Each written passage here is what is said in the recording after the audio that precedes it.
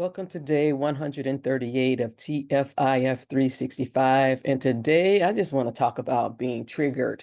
I've been triggered a lot these last few days, and I'm not sure what's going on. One thing I talked about a bit yesterday about peeling the onion, and I guess that's what I want to talk about because when we talk about people like, your mental health and your self-care and self-reflection and all these things, it's it's it's talked about, or it's added to the conversation as if it's a linear straight line, right?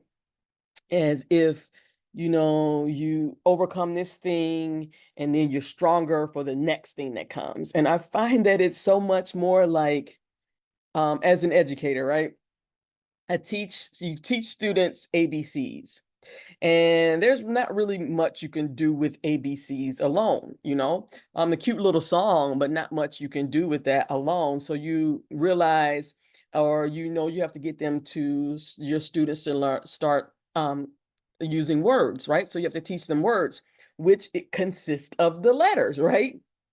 And then what you have to, but there's a step back that has to happen, because to do the words, you have to not only know the letters, but you have to know what the letters sound like and how to use them with each other and the different rules that happen when you put vowels before, all these different things, right? So learning to read, to write is not a simple task. It's not you learn your alphabets, then you learn your words, and then you learn phrases, and then you add punctuation, so you have sentences, and then you add more sentences, and then you have paragraphs, and then you have paragraphs, and then you have essays, and then you have essays, and then you have novels and dissertations, and that's not how that works.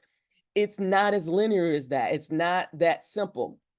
When someone is now learning punctuation, that changes the meanings of sentences. So now they really have to understand sentences, and so sometimes they not sometimes oftentimes they regress. There's a lot of regression in it, and I don't want to say that what I'm experiencing is regression, except for in the way that we talk about it, because it's not a regression that keeps regressing. It's a stop. It may be take a few steps back, but then you take these leaps forward, right? It's waiting for the leaps forward to happen that causes a lot of angst, because I am being triggered. Oh my God. It's like the little gremlins, the little mischievous little gremlins are walking around doing just little things that just make, it's not something huge. They're never anything huge. It's these little annoyances, little frustrations, things that you thought you took care of and you didn't, things that you thought you understand, but there was a different meaning. And or you're looking out in the world today and you're seeing war, you're seeing callousness, you're seeing unkindness, you're seeing actual violence and harm and people reveling in it. And it's just so triggering. And you're seeing, particular as a Black professional woman, I'm seeing a lot of the things that we talk about, or we try to share with people about what our experiences are or were. And now that they're happening to people who aren't Black women, everybody's all up in arms about it, but you didn't give a fuck when we were being harmed by these things. There's so much there. And again, I'm always trying to root my understanding, my thoughts, my words, and my deeds in supremacy-free, coercion-free, discrimination-free, and exploitation-free. But I can tell you right now, today, on this day, I am fucking challenged. I am challenged because everything I see is triggering me. It's just like, oh my God, what the fuck? What the ever-loving fuck?